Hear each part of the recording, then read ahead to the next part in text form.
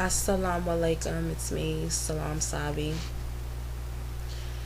I noticed I've been doing a lot of videos about marriage. It's kind of funny. And the reason why I think is because so many people got married this year, like a lot of people. I didn't know a lot of them, but it's like every time you went on Facebook, somebody was getting married. I mean, alhamdulillah, they're fulfilling part of their deen, so mashallah, that's beautiful, So may Allah bless them with a long and happy marriage. And I just started to think, what is the husband's responsibility to his wife? And of course, I have a book, and it's called The Important Lessons for Muslim Women. Compiled, okay, I'm about to kill his name. Arm Abdul Mun Im Salim. I know that's probably not how you say it. And make sure that when you buy Islamic books that they're coming from the correct people, because you can easily buy a book that is giving you the wrong information. Personally, I'm Sunni, so I always try to make sure to go to my masjid and ask the older females who have been in Islam for a long time if this book is appropriate, and they're like, it's wonderful. It gives a lot of great advice. I think the problem here in the United States and a lot of developed nations is that women have been told that they are independent and that they can do it on their own. Even if I wasn't a Muslim, I would still realize that is breaking the structure of family. It's destroying it. It's saying that a woman is the head of the household and that she can do it all on her own. Now, are there children who have been raised in one-parent households who are very resourceful human beings who are normal? Of course. There's always an exception to the rule. But in general, a fatherless household lacks a certain amount of structure. I grew up in a two-parent household. Even when my parents were divorced, I still had my father in my life. One thing I noticed men they bring a form of discipline and a certain form of structure. Women bring love and understanding. So there has to be a balance. Too much love spoils a child, and too much structure makes a child heartless. So there needs to be a man in the household. There needs to be a balance. Like negative needs positive, darkness needs light. And every Muslim's responsibility is to marry. Not just run down the aisle and marry anybody for the sake of fornication, but to marry to fulfill part of your deen. Not just that, but to build a family structure, and it says it in the Quran. Each of you is a shepherd, and each of you is responsible for his flock. The man is the shepherd of his family, and is responsible for them. What is wrong with me? I'm like so tongue-tied. A man caring for his family does not only involve providing food, drink, and clothing. Rather, he must also teach them about their religion, because attention to religious matters takes precedence over attention to worldly matters. So the husband is not just the provider, he is also the religious head of the household. And who has to maintain that? His wife.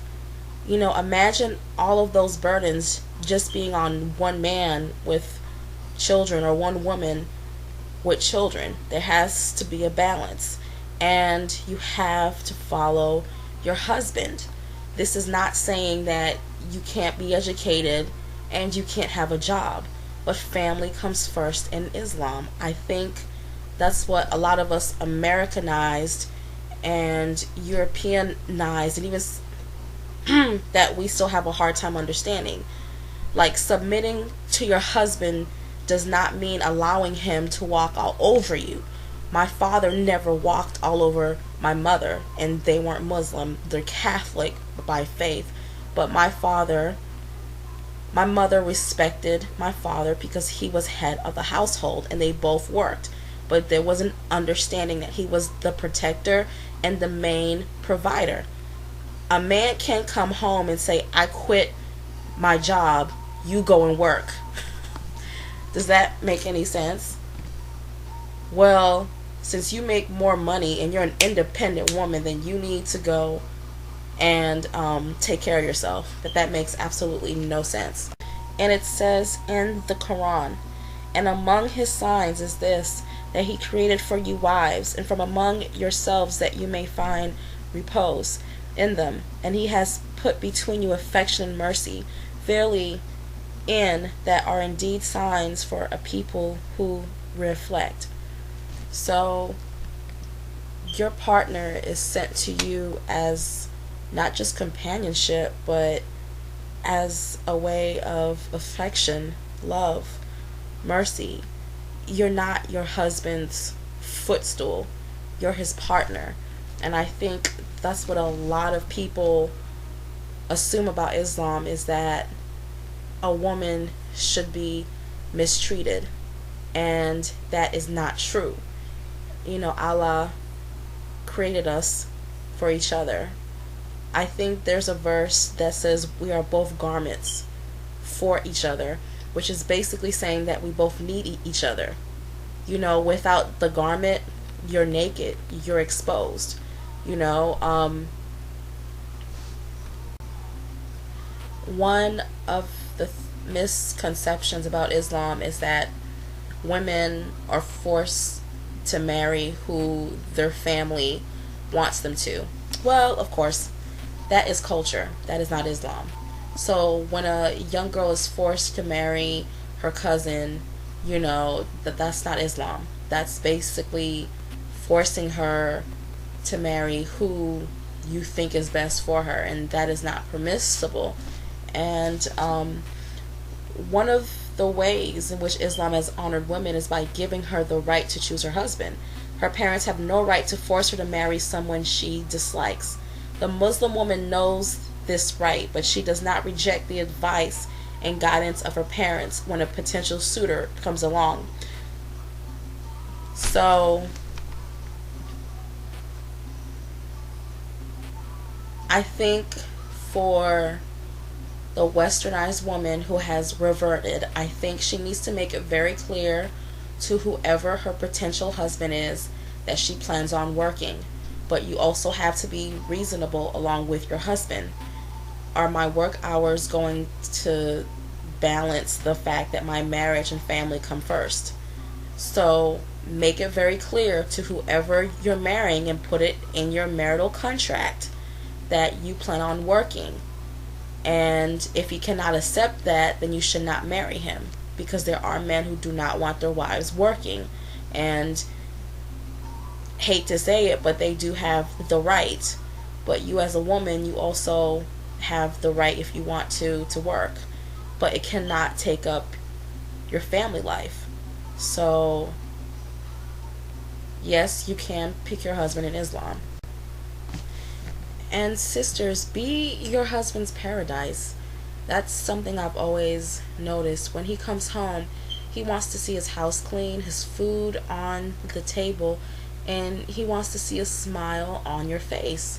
I mean, it's a big responsibility to be responsible for clothing, roof, and food. It's a big responsibility, and it is your duty as his wife to show your appreciation by keeping his home maintenance. And by that, you know, a man loves to come home and know that his wife is doing what she's supposed to be doing.